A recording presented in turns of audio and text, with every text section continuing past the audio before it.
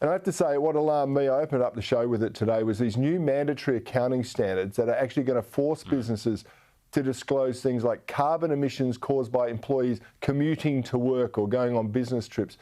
And that outfit ASIC, who haven't done a good job at all, I would say, are there to enforce these climate disclosures. Now, what we've talked about is it's hard enough to do business, yet we're now going to have a climate cop policing whether your people ride a bike or catch a bus or fly a helicopter into their workplace. This is crazy.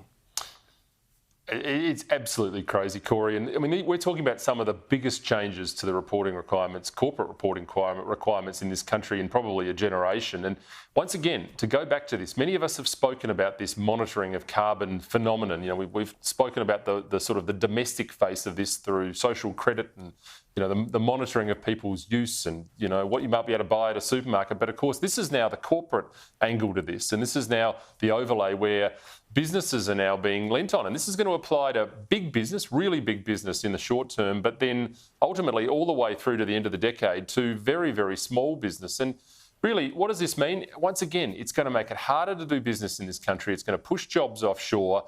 And ultimately, it's going to push people into the hands of government jobs, creating a bigger government and a more left-wing society.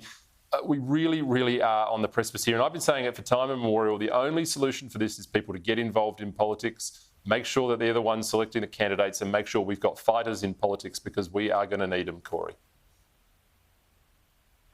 Absolutely right. And we do need more people just like you in politics. But where does this leave Australia? I mean, there's so many other sustainability reporting matters that are apparently going to be addressed down the track. Do these have to go through the parliament? Are they just made up by bureaucrats?